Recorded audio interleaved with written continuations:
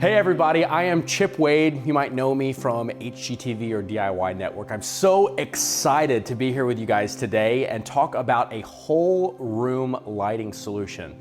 Over the past 15 years, I've done 600 plus episodes of television, thousands and thousands of renovations nationwide where lighting is an integral piece in what makes our final products amazing. Today we're gonna have about 30 minutes together. Afterwards, I look forward to handling a lot of your questions, but let's just spend some time kind of going through the process of how to help all of your customers establish a little bit more of a macroscopic vision on how to better serve the final product in their homes or for clients or even other designers that might be looking to serve clients downstream. All right, just real quick, again, I am a HGTV host and designer, but I also have a little bit of a different background. I'm also an engineer. I went to Georgia Tech, so I design a little bit differently. I'm much more analytical, but I am a planner. I am a huge advocate of master plan design to make sure that we can get great results without having to go backwards. I think that this is something that if I can give you guys a couple of tips today would serve you really well. Also establishing that rapport with your customer, getting them excited about the process and helping cast that forward-thinking vision on how they can see the final product in their space. All right, so I love to talk first about where people find their inspiration. I think this is a great question also for you to talk to your customers about or your design customers to kind of get people thinking about the process and what makes most efficient. So obviously people get inspiration from a number of different places, from Pinterest, from all their different social media channels, more and more. That's where we are digesting. But oftentimes the design process starts with these aspirational visions of final spaces, which is really good. However, I really always invite people to take a step back and avoid talking aesthetic too early. This is also tricky when we're talking about lighting because really the practicality of a whole room lighting solution doesn't always lead with aesthetic. Even though Kichler is awesome about creating collections and other design-forward pairings that look great together, having the right elements in place first is really the conversation that ultimately helps our customers get to that end game the most confidently, which is really what our desire is. Now, if we start just with the thoughtfulness of leading only with aesthetics and leading only with inspiration images, what ends up happening is we get such tunnel vision that our not only our design struggles, but our potential ROI will struggle as well. Here you can see this is a chart that shows the average ROI for different spaces in the home. Now, what you notice here, I mean, you got 83% ROI on turning your attic into a bedroom. 40% master suite addition. Only one of these things is 100%, which is a new steel front door, which is less than exciting really for anyone. But really, this is not a happy graphic. This is a kind of a dismal outlook on renovation. What this tells me is, hey, if you're only going on ROI and you're going to be renovating like the average American, don't do it because you're not going to get that money back. Well, the turn on that is, I think there is a better story, but it's not leading only with aesthetic. This is what average people do. They come in with that inspiration picture and they try to match for match. What we need to do is come up with that whole home solution, that whole master plan, that entire room lighting solution. That's gonna give us better ROI because that's not how the average person does it, because we don't want these average results. So anyways, an interesting insight for what the average American is doing. Now, master plan approach. This goes for space planning and entire house. This also is a master plan lighting approach as well. Obviously, I start with my architectural space plan, aesthetic design, custom ideas, and then you want to inspire confidence in that whole process.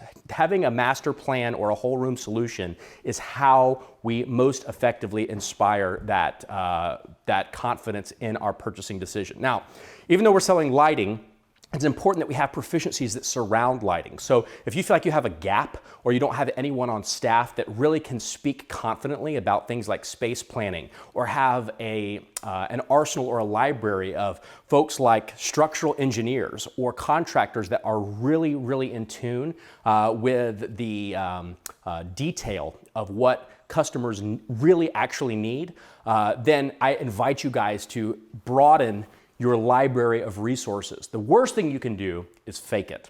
If you don't have those skill sets in-house or on staff, I invite you to find them and point to them rather than just trying to kind of muddle through it with your customer and try to give advice that's not really sound. Because when you do that, the confidence cycle for you and your customer plummets, and that's what we want to avoid. So again, the more proficiencies you have, the better. If you don't have them, then let's find them. All right, let's talk about creativity and how we actually come to a master plan when it comes to specifically indoor lighting. I've got a lot of pictures I'm about to get in. Everybody loves pictures. I'll quit just kind of talking over slides here in a moment and really get into some real life examples of how we incorporate all of this together. Knowing your vision, these are 4 things that your customers need to know that I think that we could all be instrumental in helping define very quickly. So knowing your vision, knowing your space, what all of your options are, and then where to get the right things. If you're trying to sell where to get the right things first, we might be misleading just a little bit. Let's establish knowing what the vision is, knowing what the space is, all the options, and then finally, where you can get all the products. We become the path of least resistance with the answer sitting in the front row, which is where we always want to be. All right, here's an awesome example of a project that I worked on. This one is several years old. This was actually in the Atlanta market. This was a barn, which was kind of interesting. You see I'm standing there with the pig. It was a real barn. They had horses, pigs, dogs.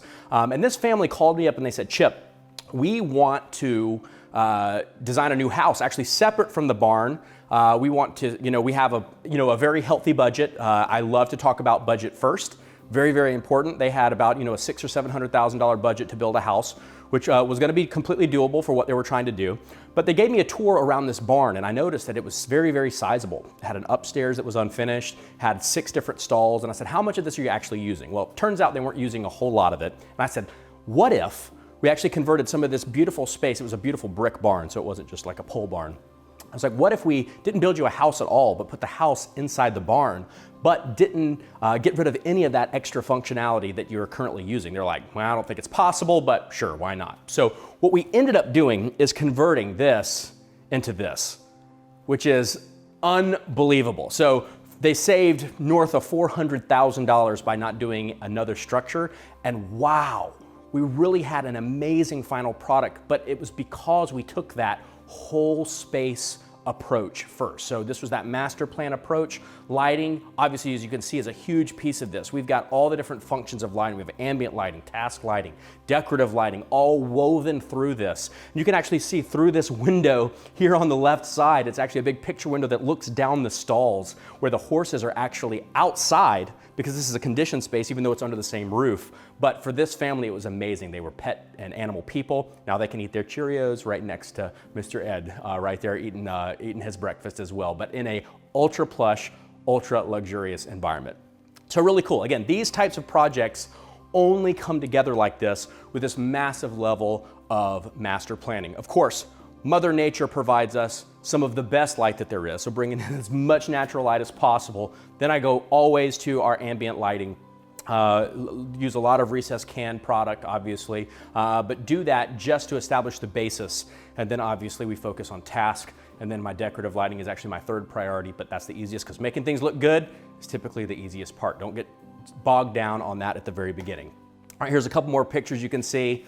Really, really fun, new things, but caring about design elements that aren't just lighting is also a key to establishing that connection with the customer. So don't just go straight to the chandeliers and the sconces and all of this just because they're talking lighting. Try to take another 10, 15 minutes, understand their vision, understand really what they're hoping to accomplish with their space. Then you'll be able to better inform them and you'll establish that bond That is what works for us 100% of the time. We even do this virtually. In fact, the clients I serve, 80% of them aren't even in the Southeast where I'm located. So our process is extremely remote and virtual. So it's required that we actually have to establish that level of rapport with them right out of the gate. All right, here's a couple more pictures of the barn. This is a cool big clock as well that I custom built as well. This could have actually used a little bit more accent lighting, but really cool. Again, caring about what the consumer cares about is really important first. The rest falls into place. All right, let's kind of switch gears. Let's talk about outdoor lighting. Outdoor spaces, oh my gosh. I mean, I love designing outdoor spaces, arguably more than inside. The rules are different, but you can have the ability to transform and create a completely different ethereal aesthetic much easier than you can on the inside of the house. Now, one thing that I have used exclusively over the past 7-8 years is the Kichler's outdoor lighting. In the grand spectrum of everyone that's out there, I can use anybody. I go back all the time to Kichler's outdoor products. Their transformers are amazing. Their LED technology is amazing. Their fixture quality is awesome. I even have them installed at my own home. I just built a lake house, put it all there as well because it's the best. The wiring, connectors, everything is simple. They're on point with everything, and you can see here's an example of what I used Kichler lighting on with one of my design clients, and this was also on HGTV as well.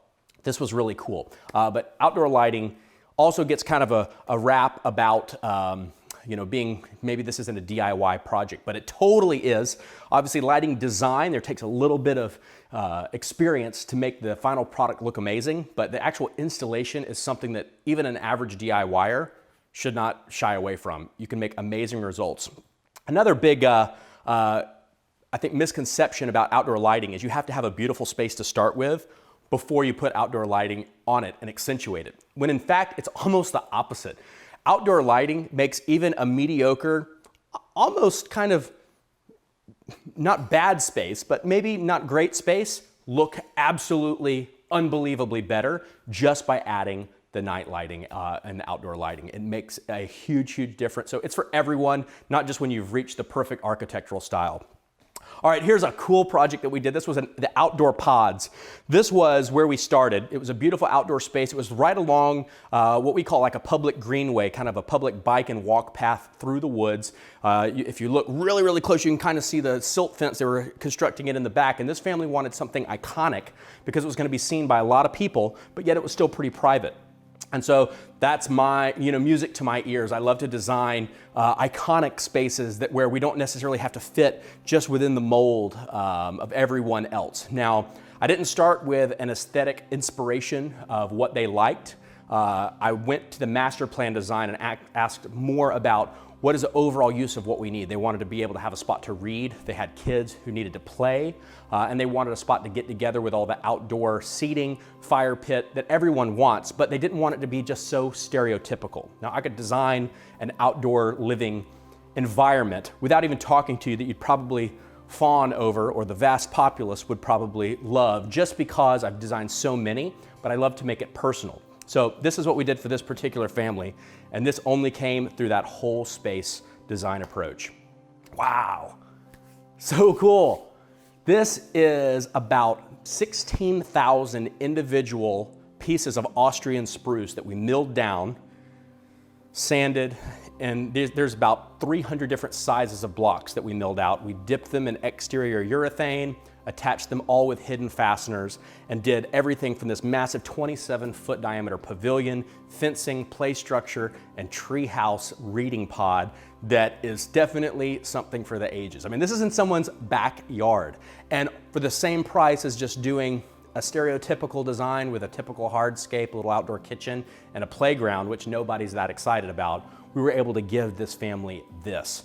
But look at how great this looks. Not that it doesn't look great in the daylight, but man, this exterior lighting from Kichler sets the stage. And again, pictures like this do all the talking. People see these and they're like, I don't even know what I'm looking at exactly, but I want it, right? And that type of response, having a library of images that evoke this type of emotion, even though we're not leading with this and trying to replicate exactly, trying to get into the head and the mind of our customers first before we start saying we need this number of floodlights, this number of spots, all of these types of things, and these transformers. It's like, whoa, whoa, whoa, we're not quite there yet. Let's establish the need, then understand what their overall vision is, and then we tell them where we can get it.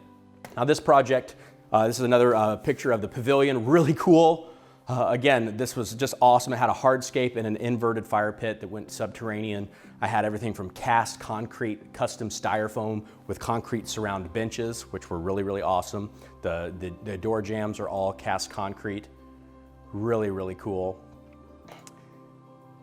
Here's the reading pod. It looked like it was suspended off of the tree. I'm just showing you this because I love these projects. And again, showing people pictures of real projects like this help you to latch on to what their vision could be. But again, we started with functionality, not just the vision. This client didn't really even see what this was going to look like until I kind of started modeling it all in the design phase. And of course, they raised their eyebrows a little bit like, okay, Chip, we gave you some leeway. This is a little bit cutting edge. You know, we don't know exactly what you're giving us yet, but they had a lot of trust. Now, it takes a lot of trust for a client to be able to do that. And that's what I am trying to evoke here, is establish that layer of trust first, and then the rest just falls into place so easily. This is a picture of the inside of the reading pod.